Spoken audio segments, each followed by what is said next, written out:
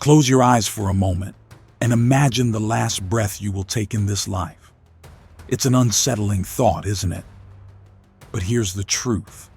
One day, all of us will face that moment. And the question that echoes in everyone's mind is the same. What happens next? Does everything fade like a candle in the wind? Or is there something beyond, something so extraordinary that our minds can barely conceive it?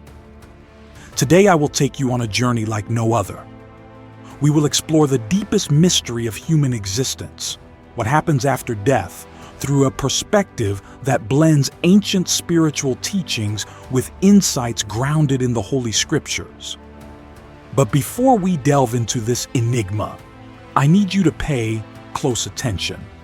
Every word matters, and skipping any part might cause you to miss crucial details that could forever change how you view life and death.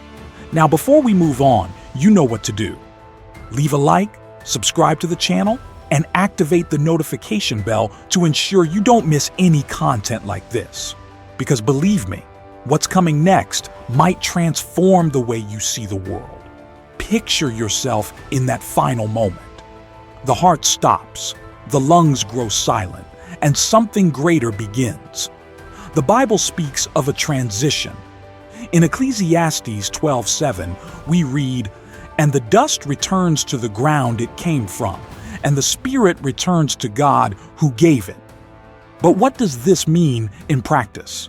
And how can we prepare for such a decisive moment? The ancient sages of Tibet believed that death was merely the beginning of a journey. They created a guide known as the Bardo, or the Tibetan Book of the Dead. It's not just a book, but a manual for navigating unknown realms revealed after death. Interestingly, many of these teachings echo truths we find in the Bible. The main difference lies in how each tradition describes what happens when we cross that threshold. The Tibetans believe that upon death, our consciousness separates from the body and enters a transitional state, or Bardo. In the first stage, called Chikai Bardo, the soul encounters a clear and bright light. According to Buddhism, this light is the essence of the mind, pure and divine. It's as if it reflects what Jesus said in John 8:12. "I am the light of the world. Whoever follows me will never walk in darkness, but will have the light of life."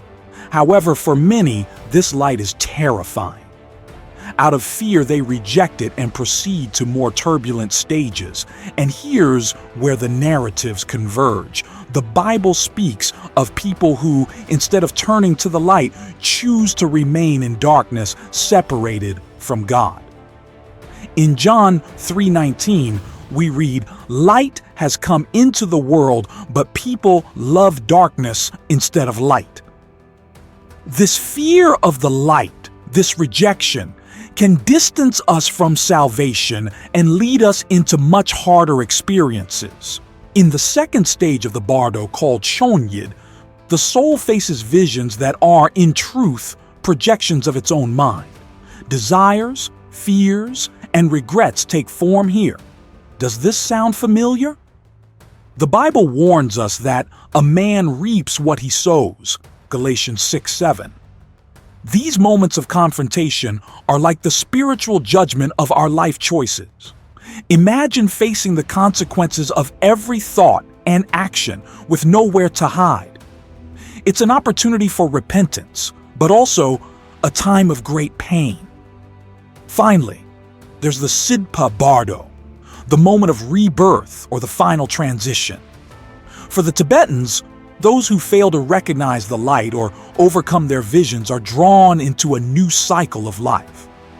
In Christianity, we see a similar but more definitive vision. One day, there will be a final judgment. Revelation 20:12 tells us, "And I saw the dead, great and small, standing before the throne, and books were opened. Another book was opened, which is the book of life. The dead were judged according to what they had done, as recorded in the books." The question remains, are we ready for this moment? The Bible calls us to live wisely as if each day were our last.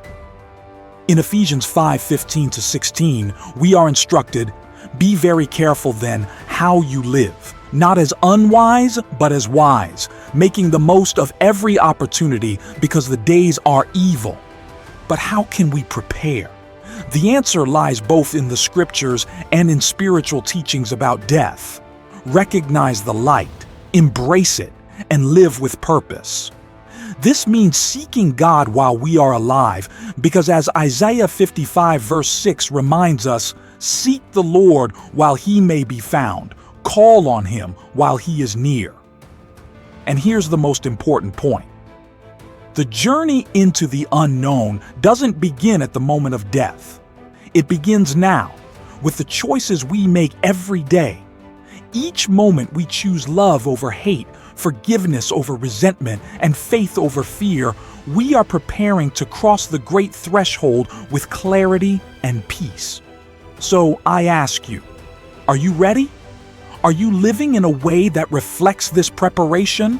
Or are you accumulating burdens that will pull you down when the moment comes? This is the reflection we need to make. And if you think this is something others need to hear, share this video. Because all of us, at some point, will face this journey. I'll see you in the next video, where we'll continue exploring mysteries as profound as the soul itself. And remember, true transformation begins when you decide to live now with eternity in mind. Think about this. Death is not the end, but a transition. And how we live determines how we will cross that door. Be prepared, choose the light, and live each day as if it were the most important in your journey.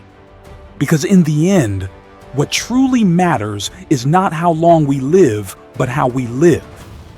If you enjoyed this content and believe it can help others, subscribe to the channel right now and activate the notification bell so you won't miss any videos. Leave a like, share your reflections in the comments, and share it with friends and family.